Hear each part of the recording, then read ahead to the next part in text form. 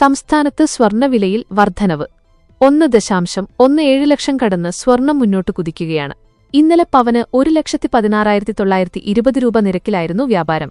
ഗ്രാമിന് 14,615 രൂപയും ഇന്ന് 2,640 രൂപയാണ് കൂടിയത്. ഇതോടെ ഒരു പവൻ സ്വർണത്തിന്റെ വില 1,17,280 രൂപയായി ഉയർന്നു. ഗ്രാമിന് നിലവിൽ 14,660 രൂപയാണ് നൽകേണ്ടത്. വിപണി വില ഇത്രയാണെങ്കിലും 3% GSTയും പണിക്കൂലിയും ഹാൾമാർക്കിംഗ് ചാർജും ചേരുമ്പോൾ വില വീണ്ടും കുതിക്കും. ജ്വല്ലറികൾക്കനുസരിച്ച് പണിക്കൂലിയിൽ മാറ്റം വന്നേക്കാം.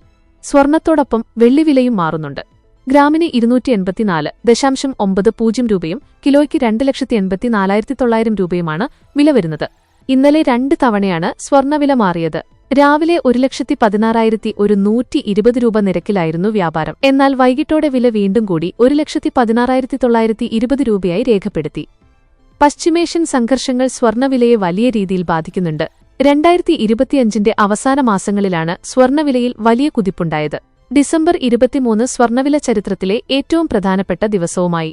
കേരളത്തിൽ സ്വർണ്ണവില ആദ്യമായി 1 ലക്ഷം കടന്നു.